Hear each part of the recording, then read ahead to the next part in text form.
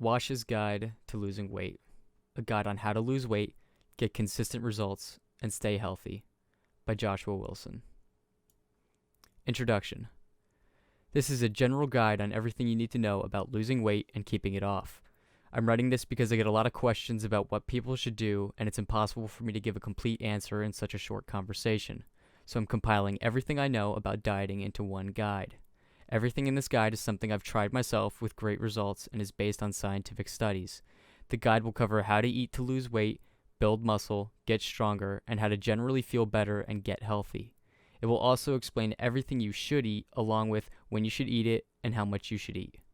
I'm not going to BS you on anything. This is not a guide on how to lose 15 pounds in a week. You will lose weight, you will get stronger, you will build muscle. How much weight you lose and how fast you lose it depends solely on how strictly you follow the guide. This is not a diet, this is a lifestyle, and once you get the hang of it, the weight will come off and stay off. So why should you listen to me? I do not have any degrees or certifications. What I do have is results. I set a world record deadlift of 501 pounds for the natural, raw, under 20 age group in the 148-pound weight class in 2016. I was able to get my body fat percent below 5% for a 5-month period while maintaining my muscle mass.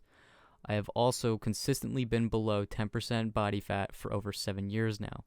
I've basically made my body a test subject for many different diets and training methods over the last 7 years, and now I'm going to share with you what I have found to work. I may not have a degree, but I do have experience and endlessly long hours reading and researching to find new ways to manipulate my body into what I want it to be.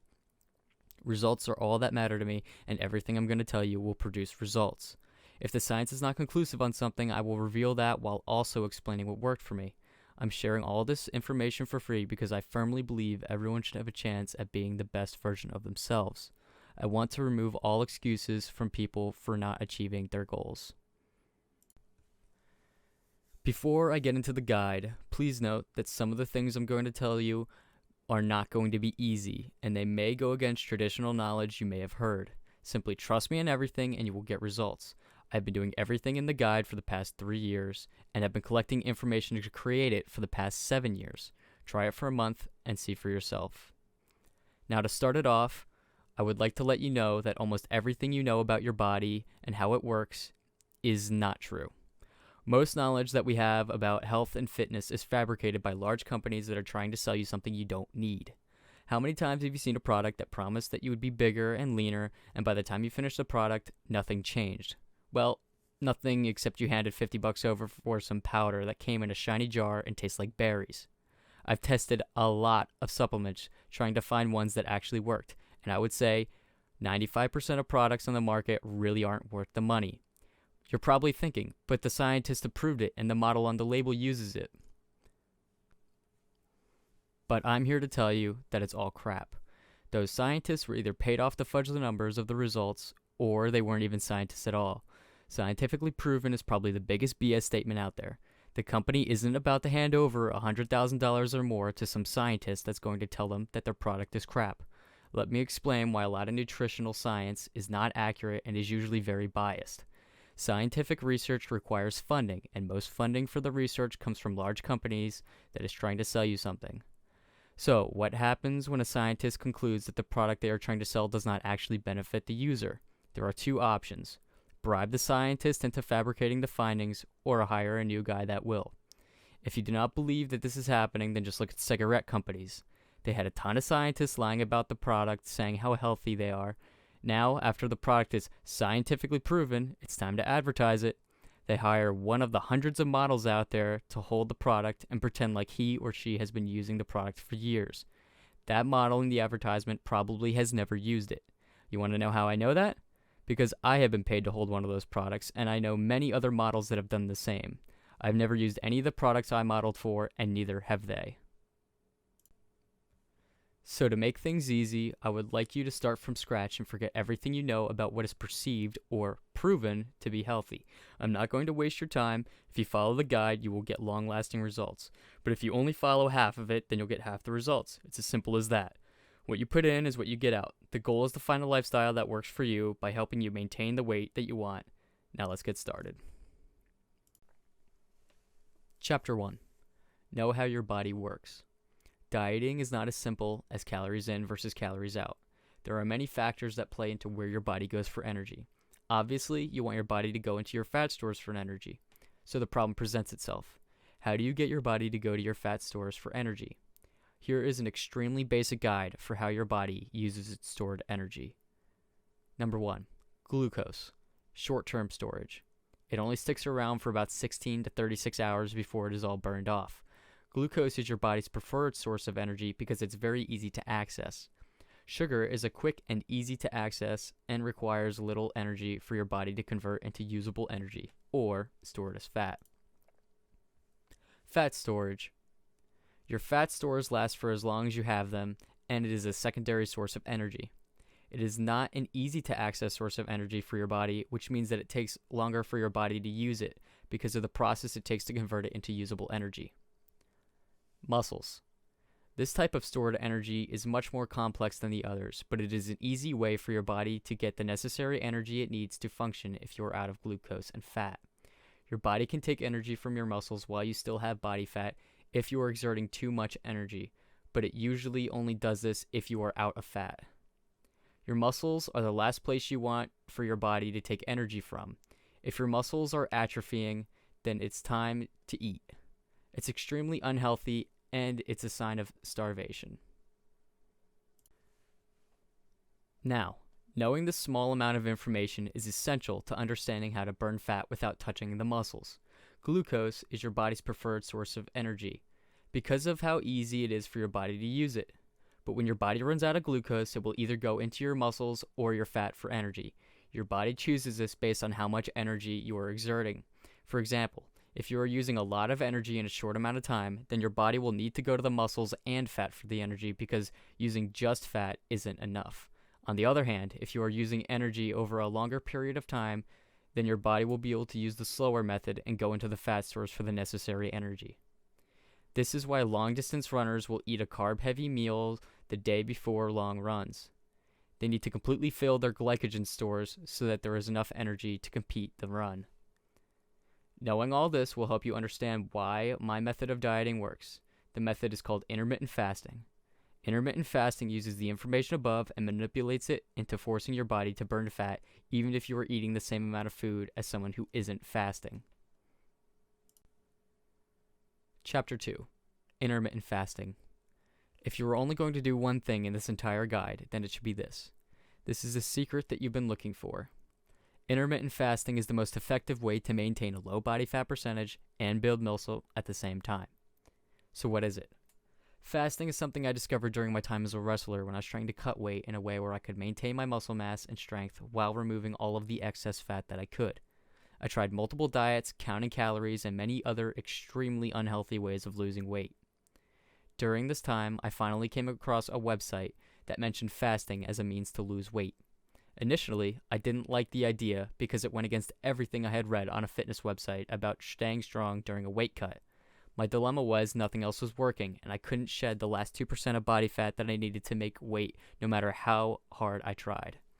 So I decided to test it out. Fasting is essentially not eating for an extended period of time and then eating your daily caloric intake during what's called an eating window. What you need to do is pick out a time of day when you want to eat. This eating window is when you will eat 100% of your food. For example, I pick a 4-hour eating window and I eat all of my food during that time. So, if you wanted to start eating at 4 p.m., then you'll stop at 8 p.m. I know it sounds crazy and you probably think you can't do it because you can't go 30 minutes without snacking, but trust me, you can. You just need to build up to it. Now, I know what you're thinking, but I read that you need to eat every 2 hours or your metabolism will get slow, or skipping breakfast, but it's the most important meal of the day. Remember what I said earlier, forget everything you think you know about your body because chances are it's BS. You know who conducted the study that quote-unquote discovered that breakfast is the most important meal of the day? Cereal companies did to get people to buy their terrible products. Think about the most common breakfast foods. Most of them contain a lot of sugar and carbs. Sugar and carbs are the best foods to keep your body from going to fat for energy because they are easy for your body to use for energy. This easy access energy removes the body's need to burn fat for energy. Think about losing weight like a furnace. Carbs are the preferred kindling for the fire. It burns fast and makes the fire huge. It's like throwing gas on a fire. If you keep throwing gas on a fire, you'll never have to throw logs, aka slow burning body fat, to keep the fire going. The idea behind fasting is you stop throwing gas on the fire so your body will have to go into the slower burning energy to keep itself going. Ever notice how hungry you are all day when you start your day off with a sugary meal? It's because your body had just gas thrown on the fire and it burned out really fast, so now you need more to keep it going. That hunger you feel will pass if you give it a few minutes, but sugar is really good at stimulating hunger. Side note, this is one of the reasons why artificial sweeteners can be bad for you. The science isn't conclusive on this, but a lot of doctors think it stimulates insulin release and tricks your body into thinking it's eating something sweet. I'll cover this more later. Instead of throwing gas, aka sugar, on the fire first thing in the morning, try skipping the meal and letting your body burn logs, aka fat, for the energy instead. Not only will you be losing weight, but you will also improve your body's insulin sensitivity. A study done by Mansell and his group in 1990 showed that your basal metabolic rate actually increases during prolonged fast. This completely counters the claim that you need to eat every few hours to boost your metabolism. So the whole idea of this diet is to burn all of the easy access energy, aka glucose and glycogen, that is stored in your body before you exercise. Most people I've put on this diet have mentioned that around the 14 to 18 hour mark of the fast, they become very hungry. This is because the body is running low on glycogen stores in the muscles and it's telling you that it's time to eat more carbs so it doesn't have to resort to using its fat stores. If you think about it in evolutionary terms, fat is a good thing to have because it prevents you from starvation. Your body will want to keep its fat stores because your body isn't very smart and it doesn't know when its next meal will be. The hunger that you are feeling around that time frame will subside in a short amount of time, so you just have to persevere through it for just a few minutes. After this initial hunger phase, you will probably won't experience another one. That's because your body will go into ketosis. The only time you will feel another hunger phase is when you are doing fasts over 36 hours. Ketosis is the process of burning fat for energy because the body has run out of glycogen. Now that your body is in ketosis, it's time for a fast, intense workout to put your body into overdrive. At this point, your body will be craving energy, and you can basically eat whatever you want. During the workout, because you don't have any sugar left in your body, you will be forced to burn fat instead of energy. Working out fasted will feel vastly different than working out after a meal. I will get into how to work out on an empty stomach later during the exercise section.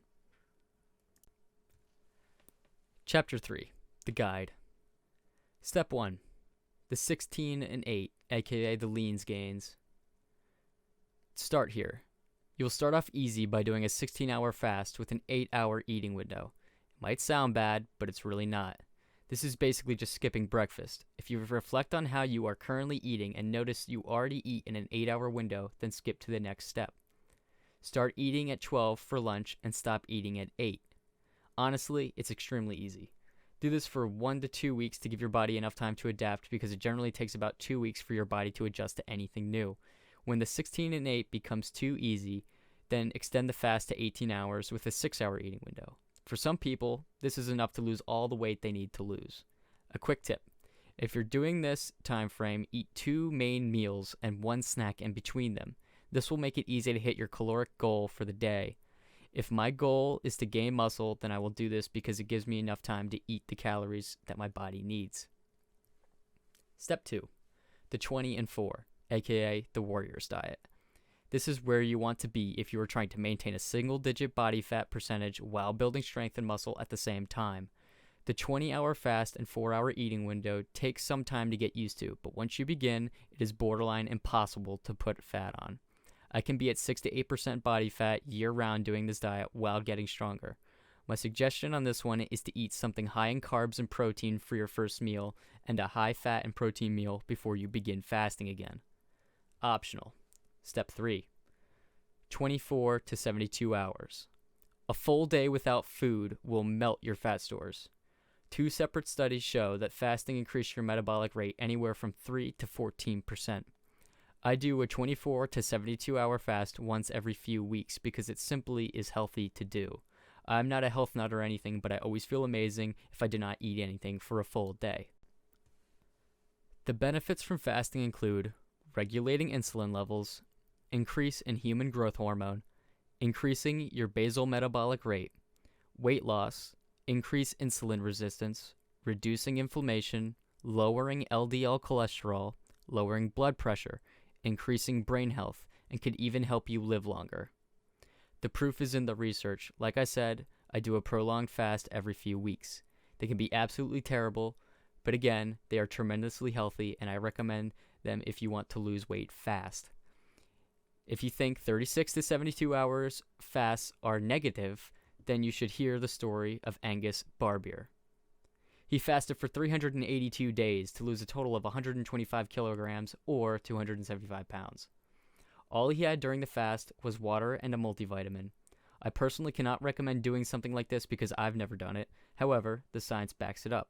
And more than one study has been done on the topic, and I've read multiple of them. The basic mindset you have to have when deciding if you can attempt something like this is if you are obese or even just considered overweight, then you can attempt a prolonged fast. I highly recommend before trying anything even remotely over 4 days that you should read as many of these studies as you can and consult an open-minded doctor about the idea. You will know when the fast needs to end because your body will tell you it's time to end. The way the subjects of the study describe the hunger is it will end after a day or two, and after that it's really simple to maintain the fast. They all say the same thing. Their body told them when it was time to end the fast. They describe an overwhelming hunger coming over them, and it's usually when its body fat goes below 6 to 8%. Also, it's worth noting that the exercise they do during the fast is minimal, and they would do extremely low weight and low impact training like walking on an incline, biking, and low weight, low repetition weight training.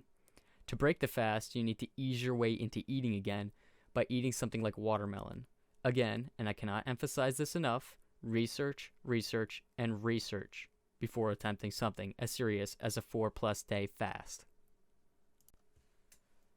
Personally, I try to stick to a 20-4 as often as possible, and I extend to an 18-6 if I'm trying to gain some weight. I also randomly throw in a 24 to 36 hour fast every now and again. Okay, so that's the plan for intermittent fasting. There's nothing to it but to do it. Like I said, if you choose anything out of this whole guide to do, please make it the fasting. You can easily get away with no exercise and just fasting, and you will still lose weight. Just remember what I said earlier about how much effort you put into health and how it will affect your results. Chapter 4, Training. Now it's time to talk about how and when to train. Honestly, you do not need to work out to lose weight. However, it will help a lot, especially for keeping the weight off over time. The more muscle you have, the more you can eat. A 200-pound muscular guy can consume significantly more calories than a 200-pound obese guy because having more muscle mass increases your metabolic rate. With that being said, you need to train directly before your eating window. Yes, that means training on an empty stomach. Training on an empty stomach will ensure that your body goes to your fat stores for energy because at this point in your fast, your glucose stores will almost be depleted. I always train on an empty stomach. You wouldn't think you'd be able to do it, but it's actually awesome.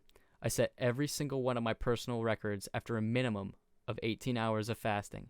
I even set the world record deadlift after a 20-hour fast. You will be surprised at how strong you feel during a fasted training session. When you are training, I recommend solely weight training and very mild cardio. And when I say mild, I'm talking about a light jog, walking on an incline, or biking for no more than 30 minutes. Doing long cardio sessions after 20 hours of fasting is not a good idea.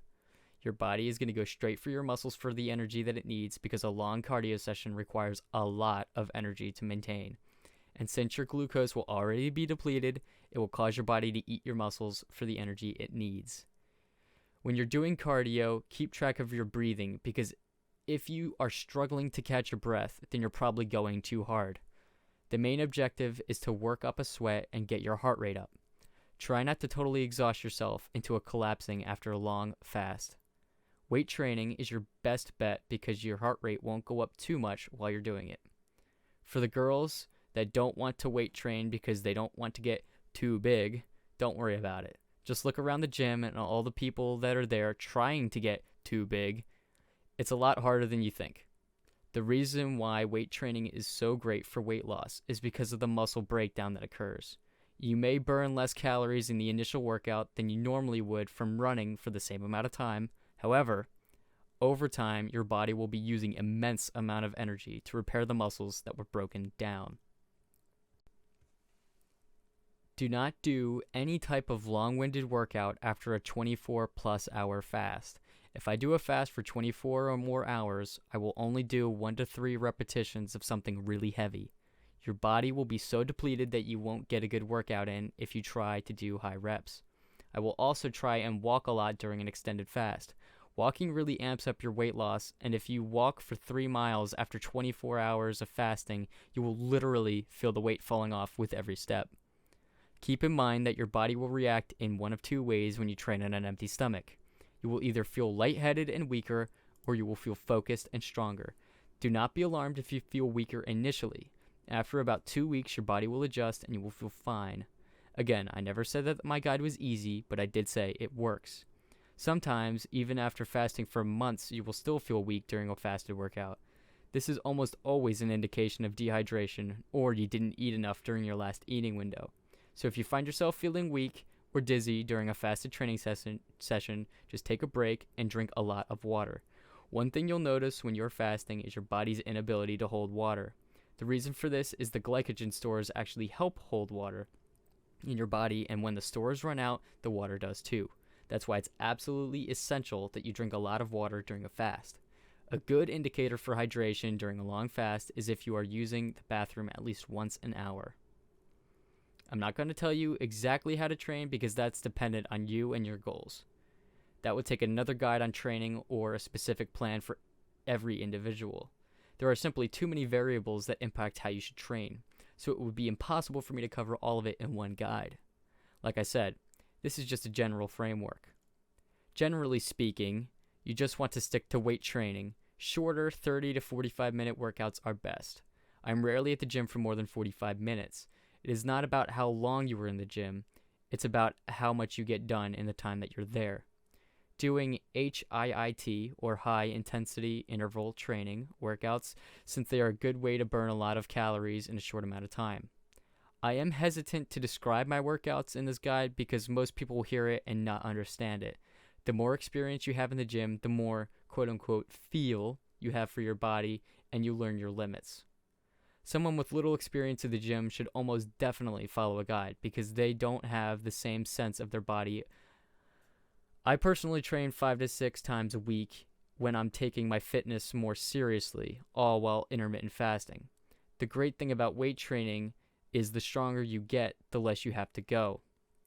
Someone that has a strong muscular base can get away with going to the gym 2 times a week to maintain their body fat and muscular size. But someone that is new to working out will need to go 5 to 6 times a week to get to where they want to be. A quick tip for extra weight loss would be to wait an hour after your workout to eat your first meal. Giving your body a little time to relax after a workout will burn a few extra calories before you recharge your system with the first meal. Chapter 5. What should you do? Everybody is different, so the different types of fasting will work differently for everybody. Your job is to figure out what you need to do to get the results that you desire. From my experience and talking to people that have followed my rules, is that girls really shouldn't do more than 20 and 4. Girls need to stay around 16 and 8 and 20 and 4 because the healthy body fat percentage for women is higher than men. Guys can push it farther and still be okay because guys can be healthy at 4 to 6% body fat, and girls aren't healthy below 10 to 12%. So if you're a guy that wants to be shredded all year round, then do 20 and 4 and train at least 4 times a week. This doesn't exclude the possibility of doing one long-term fast, though. This rule only applies to consistent fasting and eating windows. So just because you're a girl doesn't mean you can't also enjoy the struggle of a 24-hour plus fast. A good combination for anyone is mixing the 24-hour fast with the 20 and 4 or 16 and 8. For example, doing one 24-hour fast a week and the other 6 days doing a 16 and 8 or 20 and 4 is a great way to lose weight. But make sure that you do the 24-hour fast on a rest day.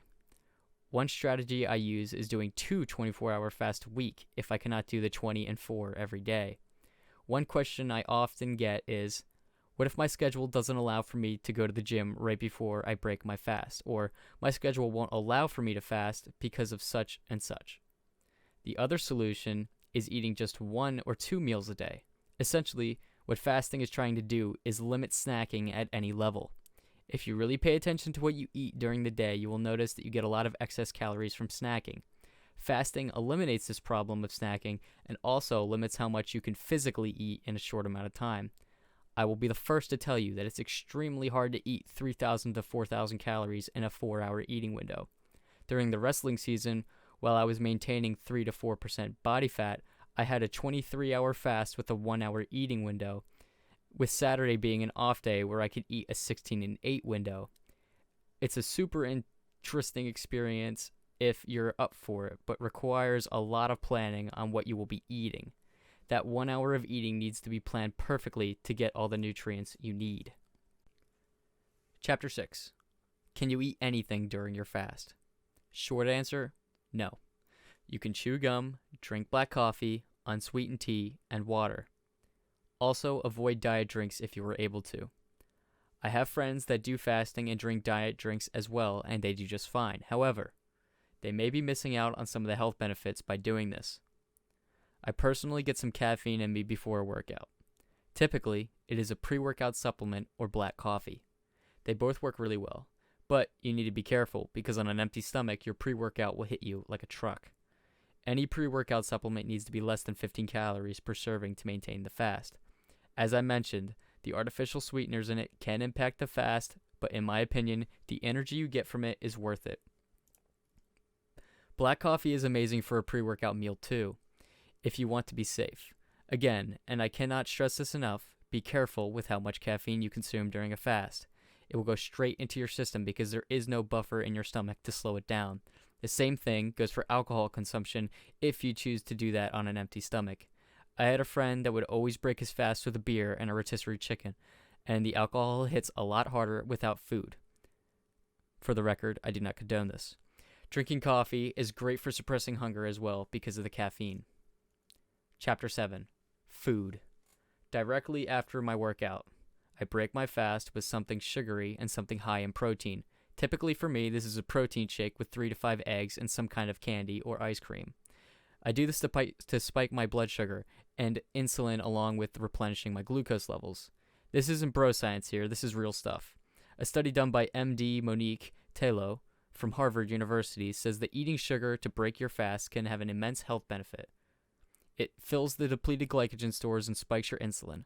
Most people don't know this, but a lot of those huge bodybuilders inject themselves with insulin to increase muscle growth. That is why controlling your insulin spikes is a major part of fasting. Isn't it great? You can eat sugar while you're on this diet. It is all about when you eat and how much of it you eat. I'm not talking about an anabolic window that you may have heard of. This is more of replenishing your glycogen stores after not eating for an extended period of time. Try to limit yourself to less than 50 grams of sugar post-workout. But if I'm being honest with myself, I'll eat more than that after a workout on a regular basis. Like I said, I'm not here to waste your time. These are all things that I do, and they're all the things that I have found to work best. Finding what works for you is essential because you're not me and your body will react to things differently than the way that mine does.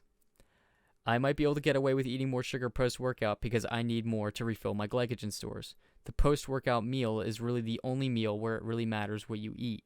It is essential that you get some sugar and a lot of protein to end the fast. If you want to be healthy, you can replace the candy and ice cream with fruit and sugar instead, but I personally stick with a homemade milkshake. Now, it's time to hit all the different food groups. Number 1, meat. This one's my favorite. Eat all the meat you can. Eat all different kinds too, and not solely chicken and fish. I personally try and eat 1 or 2 steaks a week and a lot of chicken. The only meat that I do not recommend eating is pork. Pork is generally unhealthy for your body. I also never feel well after eating pork. All of the other meats are fine, especially buffalo, chicken, fish, and venison. On a side note, you must always remember that bacon is not healthy for your body, but it's healthy for your soul. 2. Grains. Typically, you want to avoid bread and other grains entirely. Bread is simply bad for you. The only grains that you should be eating are rice and oatmeal. Be very cautious of oatmeal that comes in little packs. That flavoring that you get can be extremely calorie dense and high in sugar. There is also something called quinoa that's really healthy and tastes good too. Other than that, avoid them altogether if at all possible. I'm guilty of eating pizza frequently, but for the most part, grains are not something you should be seeking out. Whole grain is not an exception here either. The science that says it's better, but I'm not convinced. Grains make me feel bloated and slow, but if you have different experiences with it, then go for it. Something to realize about the grain industry in America is that they have a lot of money. The last thing they want to have happen is for people to stop eating grains so they can keep pushing out the new health benefits to keep people eating. Fruits and veggies. Eat all the fruits and veggies that you want to. Be careful with salads though, because they can go from 50 calories to 500 calories really quick when you start throwing dressing on it. Eat a lot of apples, pineapples, and blueberries. Also, eat a lot of green things. I'm talking about dark green things like spinach and broccoli. If you hate the taste of green things as much as I do, then mask it by mixing it in a burrito bowl or in your milkshakes. Always remember that putting cheese on anything makes it 100 times better. Cheese and broccoli is a great mix. Eggs. Yes, and eat lots of them. Eggs are cheap and really good for you. I eat 4 to 8 a day, and since I'm lazy, I usually drink them raw, mixed in my protein shakes. You can buy a box of 5 dozen eggs for a few dollars, so if you don't want to buy protein shakes, these are a great alternative. In my opinion, they are a mandatory part of any diet, regardless of how many protein shakes you drink. There's simply no substitute for eggs. You may ask, won't the raw eggs give you salmonella? Well, Rocky drank raw eggs, and Rocky is a champion, so you'd better believe that I'm going to drink them raw too. But in all seriousness, there's an extremely small chance at getting salmonella poisoning. There are about 310 million people in America, and there are only 23,000 cases of salmonella poisoning leading to hospitalization each year. That's less than 0.01% of the population in America. Sometimes, statistics hide important info if you do not carefully check them out. Like the majority of these cases are from kids under the age of 5 and older people. So basically, they are people with weak immune systems. If you have a history of a weak immune system, then maybe consider only eating cooked eggs. The media just likes to hype things up to get attention. I simply wash the eggs off with sanitizer first. I've been drinking them for over 8 years now and I have not gotten sick once. You may also be thinking that eggs are high in cholesterol, and that could affect your health. It was common for doctors to actually deter people from eating eggs if they had cholesterol problems. However, more recently studies have come out revealing that there are 2 types of cholesterol, HDL and LDL. HDL is the healthy form from eggs and are primarily HDL cholesterol. Milk and other dairy products. I used to drink milk all the time and never realized how sick it was making me until I went to college and stopped drinking it. After a week of not drinking it, I noticed my waist got smaller for no particular reason. I did not lose any weight or anything, however, it got smaller. It was because I'm mildly lactose intolerant and it caused bloating. You probably are too. 65% of Americans are mildly or severely lactose intolerant. I'm not saying to give up cheese and ice cream, but you should stop drinking milk, or at the very least, cut down on your intake. Milk is for growing children, not for grown adults. I still consume a fair amount of dairy because I like to taste, and it helps get a lot of macronutrients I need. Other liquids. Water, coffee, and tea are what you should stick with. You should absolutely avoid soda at all costs. I know many people that have told me they lost a ton of weight simply by cutting out soda from their diet. Avoid zero-calorie drinks too. There is, in my opinion, sufficient evidence to back up the claim that artificial sweeteners can impact how your body reacts to insulin and other hormonal responses to food. In my opinion, this specific topic falls into the area of special interest groups. The science on this topic in particular has a lot of money being poured into it by biased groups that want certain results, so it's really hard to say if there's any conclusive evidence in either direction. This study in particular was done by a diabetic research team, which could indicate that they truly have the people's interest in mind, but I'll leave that up for you to decide. Nuts. Almonds are amazing for your body. In general, all nuts are good for you, but you need to limit how many you eat because they are very calorie dense. Peanut butter is something that I recommend to people who have trouble gaining weight. If you're trying to lose weight, then limit your peanut butter intake as much as possible. Seasoning. I'm guilty of eating extremely plain foods a lot of the time, and my idea of seasoning something is just throwing some hot sauce on it. My steaks are all cooked in just salt and butter. No steak sauce or seasoning. Hot sauce is great because it has no calories, and there's a lot of science that shows it can benefit in weight loss. The downside is extremely high in sodium. Another option is barbecue sauce. Typically, it's high in carbs and sugar, but there are a few alternatives that are lower carb calorie options that taste just as good. Make sure to check the ingredients and nutritional information before picking a brand.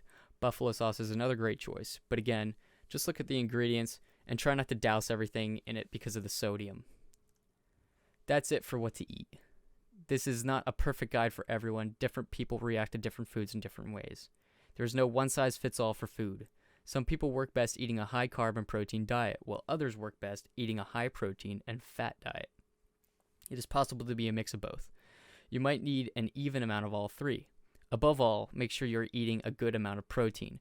Try to eat at least 2 grams of protein for every pound of body weight.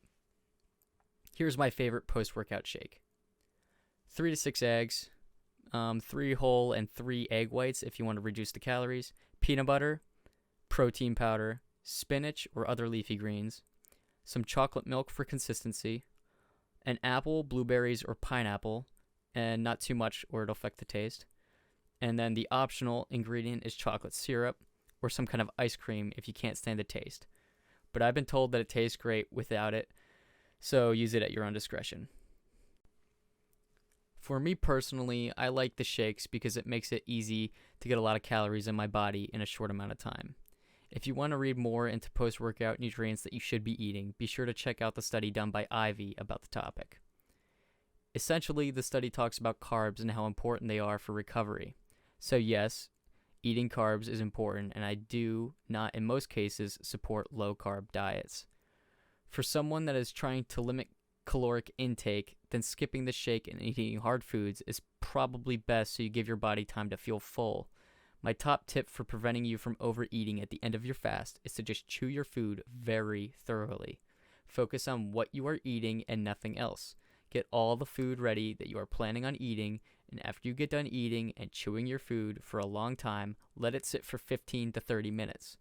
This will give your body enough time for the ghrelin, aka the hunger hormone, to leave your body. Also, drinking a good amount of water during the meal will help you feel full too. It's extremely easy to overeat after a fast, and taking it slow and chewing your food fully is the best way to avoid it. If you are like me though, and are trying to eat a lot of calories and trying to gain muscle, then you need to take advantage of the initial hunger. I usually get 2/3 of my daily caloric intake in the first 30 minutes to an hour of my eating window. Chapter 8. Fad diets. It's time to talk about the fad diets. These are all the ones that I've tried. The Go Mad, aka the gallon of milk a day.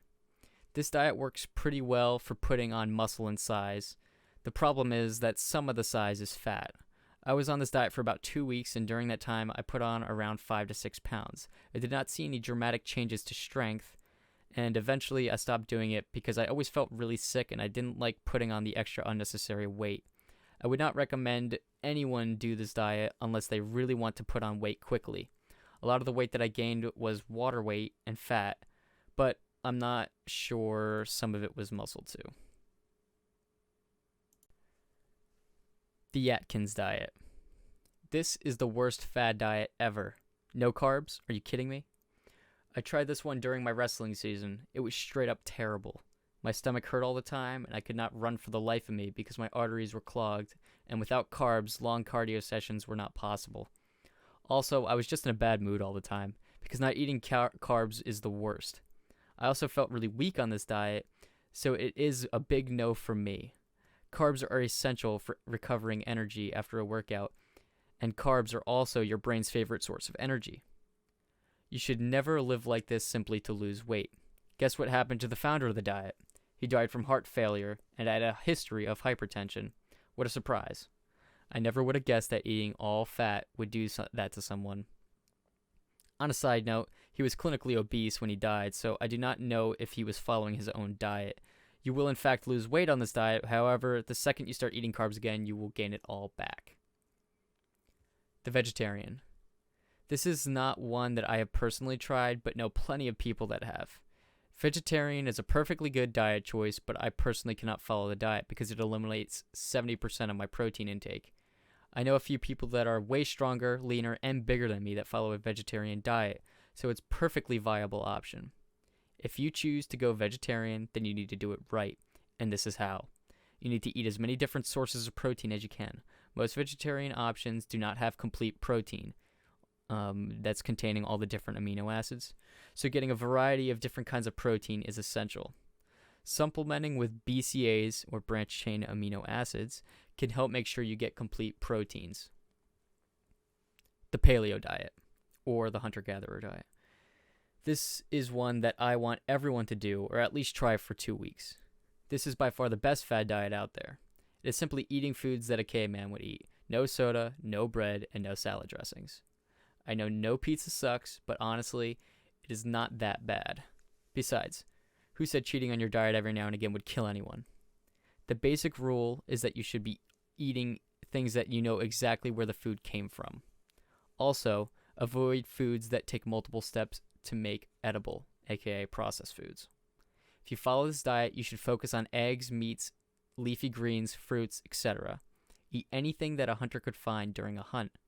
I try to stick to this way of eating as much as possible, even if I'm not 100% on the paleo diet. The ketosis diet. The keto diet alone is not extremely effective, and there are a few reasons for it. I personally like the diet, but it has a few shortcomings. One of the main ones is the lack of carbs. I personally need more carbs to feel good and energized.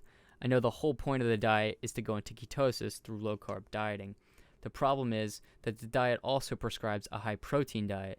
This may sound good at first glance, but your body does something when it lacks carbs and has an abundance of protein. It goes into a process called gluconeogenesis, and it's what happens when your body can actually break down protein for its amino acids and turn it into glucose. I would argue that fasting is actually the more effective way of getting your body into ketosis. Since you are not eating any protein, you aren't able to go into gluconeogenesis, and towards the end of a 16-hour mark, you will enter ketosis after the stored energy in your body runs out. The steak and eggs diet. This diet is very similar to the paleo diet, but it's simplified in a way that makes it easy for everyone to understand. As the name implies, you basically are only going to be eating steak and eggs. A good grass-fed steak and full eggs with the yolks have all of the essential nutrients you need to feel good and healthy. I will also mention that it's basically impossible to gain weight on this diet, and it's hard to feel full in the same way that you would be while eating carb-heavy diet. In case you didn't notice, there isn't much fiber in the diet. When I was doing this diet, I would eat a spoonful of raw honey after workouts for the insulin spike, and that would help build muscle. Chapter 9. Weight loss limitations. Counting calories.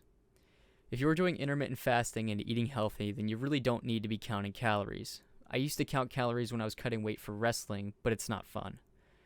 Chances are that you will be getting sick of it after a month and burn out. If you really want to count calories, then I would not discourage you, but it's really not worth the effort to me. The only time I find it necessary to count calories is if I'm trying to get below 4% body fat. I know what it takes for me to lose weight, but it's different for everyone. Planning out how many calories you will eat is still very effective for losing weight, but I personally don't like it. If you train 5 to 6 times a week and are intermittently fasting, then your calorie intake will be completely different than someone that sits at a desk all day. There are some extremely in-depth calorie calculators online, but ultimately, you will need to figure out how much you personally need. When you are deciding how much you need, do your best to not look on a daily basis. Instead, view it on a weekly basis, because if you do have a cheat day where you eat more than you should, then you can cut back the next day. For example, if you think you need 3,000 calories a day, then you will plan your week for 21,000 calories. If you are counting calories, I cannot stress enough that you should be counting them on a weekly and not daily basis, especially if you are fasting at the same time. If you have a night out where you exceed your calorie goal for the day, The easy solution would just be to do a 24-hour fast to correct the excess the next day. One strategy I used when I was cutting weight for wrestling is eating one meal a day. I would go to the gym in the morning, and when I got back, I would eat one meal. The meal normally consisted of one huge protein shake and a different kind of meat every morning. The shake was basically what I described above, with some additional foods I would eat alongside it. I had all the calories calculated, so if I ate the same thing every day, I knew how much I was getting. If you were going to eat the same thing every day, then you have to make sure you're getting all the nutrients that you need. Take a multivitamin if you aren't sure. That's enough about food. It's time to hit the other factors that could be limiting your weight loss. Number 1 is stress. Stress will destroy your body. It messes with your hormones and will prevent you from completely losing weight no matter how many calories you were eating.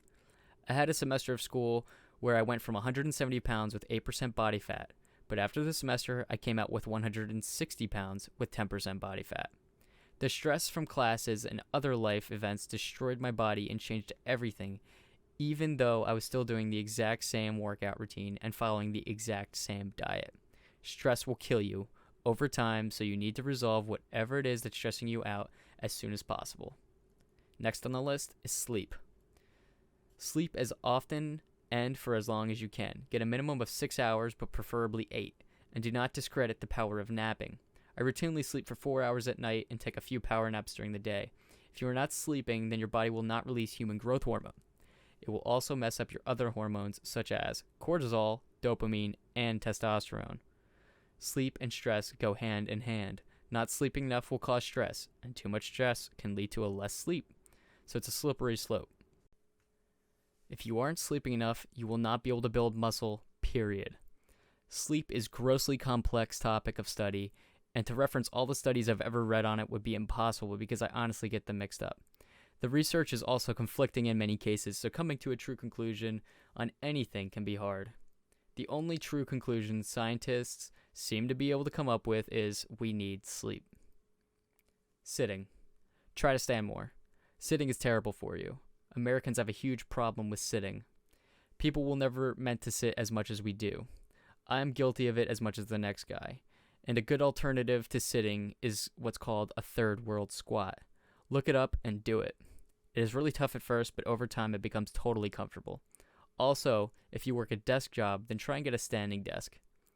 Research shows that the amount of time you sit has a direct correlation on how long you live. This means that if you sit 8 hours a day, then it does not matter how much spinach you eat or how long you ran for. I'll be the first to say that the study is a little shaky considering how they neglect other daily habits, but from what I read, it does show that just getting up and moving around more is good for you. Age. There is no excuses.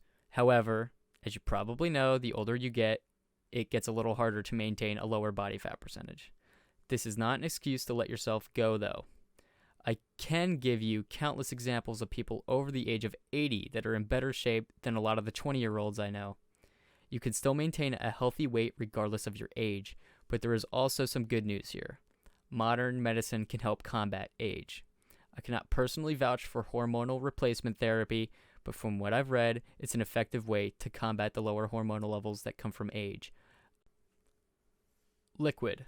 Try to avoid drinking calories such as soda, alcohol, juice, milk, etc. Never drink soda or juice. All they are is sugar. If you're going to drink alcohol, then try to avoid beer and wine. Stick to hard liquors because it's lower in calories and gets to where you want to be faster. Wine is not good for you no matter what your doctor says. I don't know where doctors came up with the idea that wine is good for you because of the antioxidants, but it's completely false. Sure, there are antioxidants in wine, but you know what else has them? Blueberries and literally every other fruit. You don't need wine to get them, and a study that recently came out showed that drinking a bottle of wine a day is worse than smoking a pack of cigarettes a week. But again, like I said, this has to be a lifestyle you can maintain for the rest of your life. If you can't live without a glass of wine a day, then go for it. If you prefer beer over hard liquor, then enjoy a beer. Find what works for you and do it forever. Chapter 10. The plan. Now that you have the basics down, this is the plan. It's very easy to follow. If you are fasting, then you'll lose weight. If you just eat paleo, then you'll lose weight. If you want to live a miserable life of counting calories, then you will lose weight. If you do a combination of exercise, fasting, and a good diet, then you will lose a lot of weight really fast. I know a lot of the quote-unquote common knowledge out there will say losing weight fast is bad for you, but there have been many conflicting studies that show that losing weight fast is actually better for you, and others that say losing it slow is better. I personally have found that losing it fast and then maintaining it is much easier than going slow. Time to get into the plan that's pretty general. If you think the first phase is too easy, then skip it. Phase 1, 1 to 2 weeks. During the first phase, you need to decide what your goals are. Do you solely want to lose weight, or are you trying to gain some muscle on top of that? After you have that established, you can plan accordingly. The first 2 weeks should consist of testing out how long your fast should be and how much food you want to be eating. Start out at a 16 and 8 and train as frequently as you can. Eat a paleo-based diet. If you're feeling up for it, then try a 24-hour fast and test yourself. Phase 2, weeks 3 through 4. After the first 2 weeks, you should have lost a few pounds and you should be ready to increase the length of your fast if you have not already. You should be getting the hang of what foods work for you and where your calories intake should be. Continue to train as frequently as you can. Begin to zero in on what works for you. Phase 3, now until forever. You need to figure out your own body and what works for you, and then continue to do it forever. Find out what foods your body works best with. If you find that your body works best when you eat more carbs, then you should do it. Whatever helps you reach your goals the fastest is exactly what you should be doing.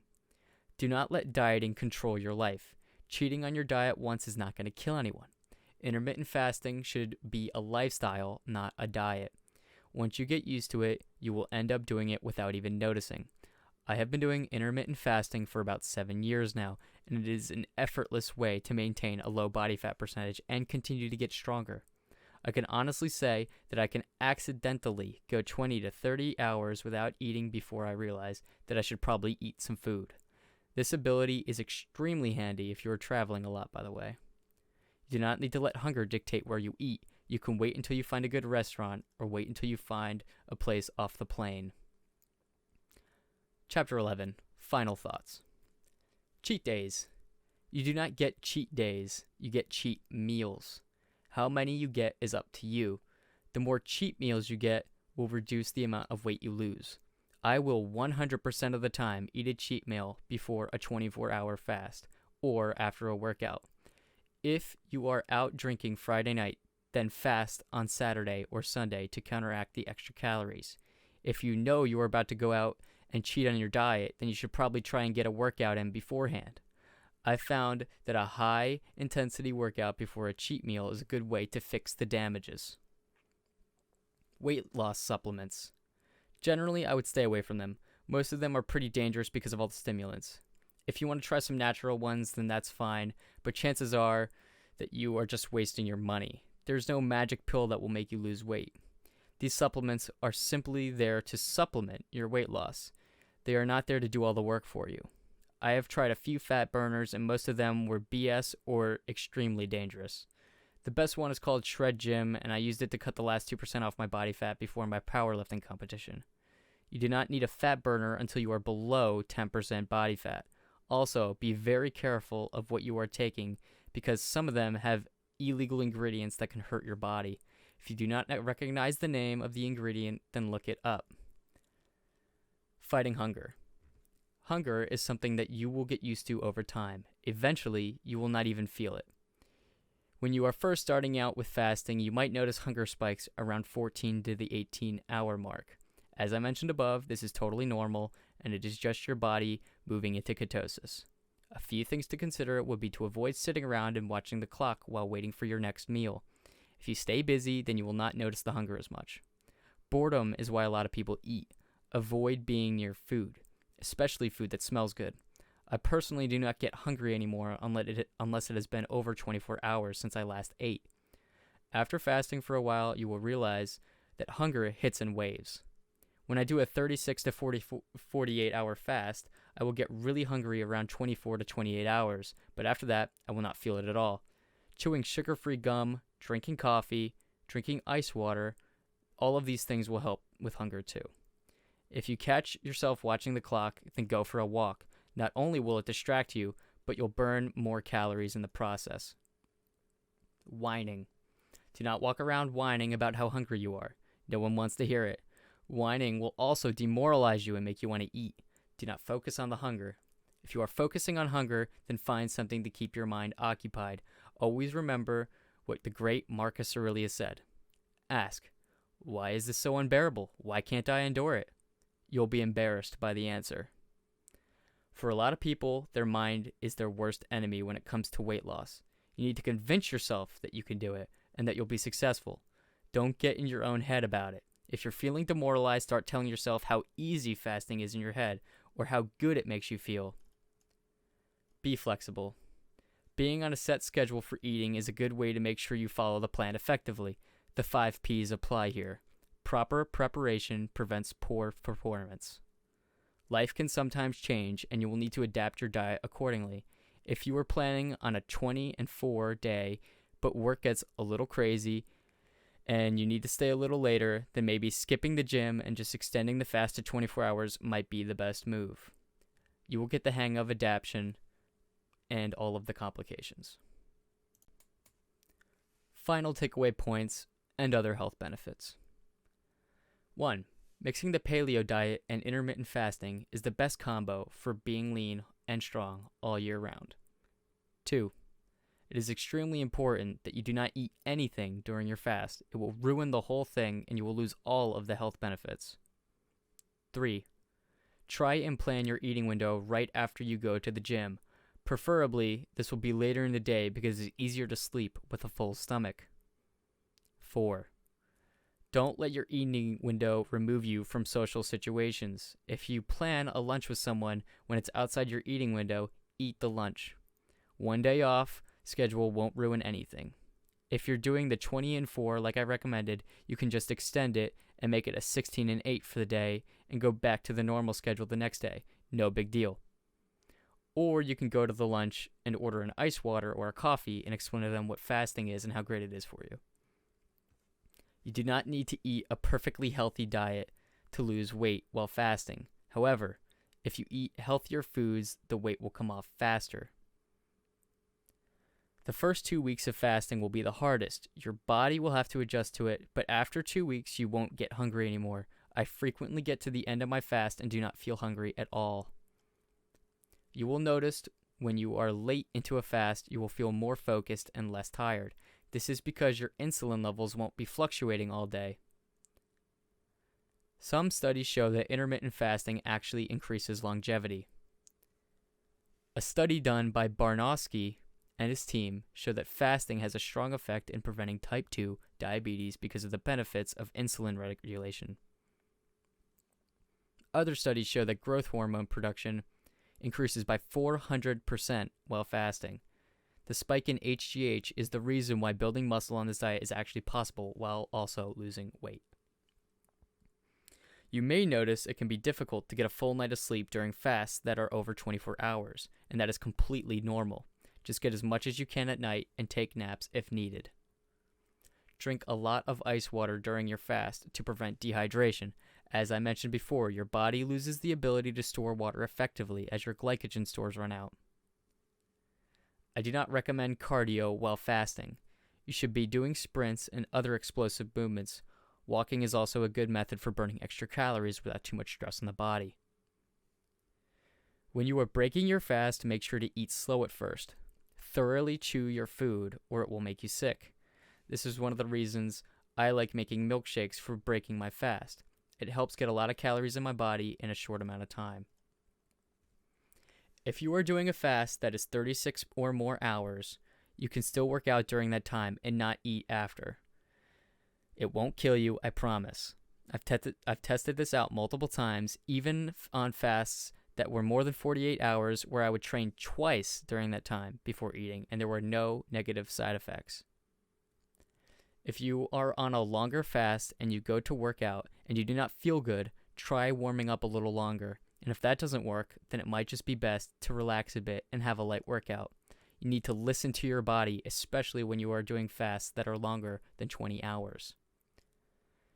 Testing your body fat percentage is actually pretty important for deciding how long you should be fasting and how much you should be eating.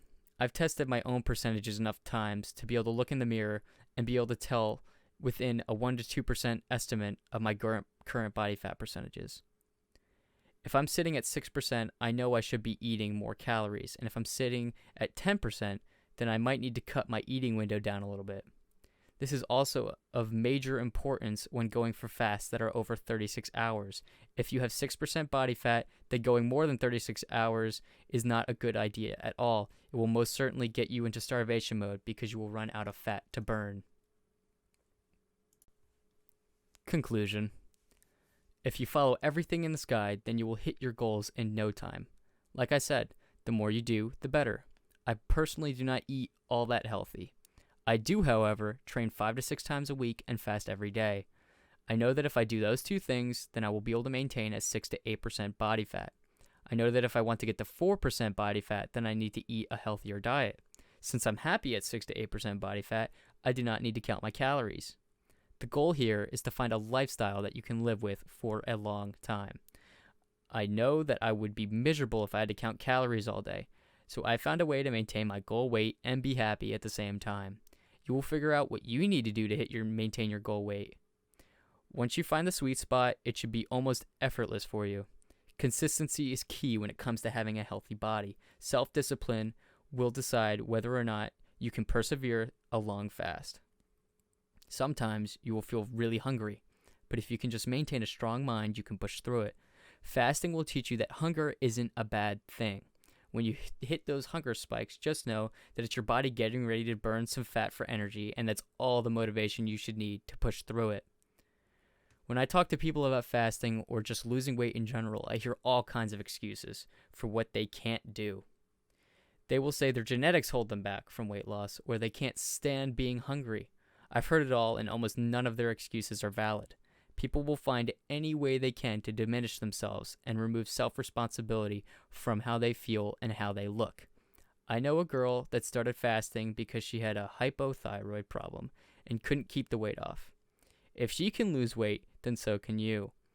Anytime you think you've had it bad, I can almost guarantee someone has it worse. I'm here to tell you that it's all about attitude and building confidence in yourself. When you get to the end of your fast, just think to yourself, maybe I can push my fast for another hour, or maybe go for a walk in the meantime. Those little decisions will add up really fast, and it will differentiate you from others. When you're at the gym, maybe you can push yourself to do another set or walk another mile. Maybe you don't even feel like going to the gym, and you need some motivation. I have found that my best workouts are always on days when I didn't feel like getting out of bed, or I was feeling a little tired after work. I always have a huge sense of accomplishment afterwards because I pushed myself to do something I really did not want to do. I'm giving all of this information out for free, so there's no excuses for people to neglect it and continue to accept their current situation. I want everyone to have a chance at being the best version of themselves. The only thing holding you back now is you. So it's time to decide what you want to be. As I mentioned before, never forget what Marcus Aurelius said. Ask, why is this so unbearable? Why can't I endure it? You'll be embarrassed by the answer.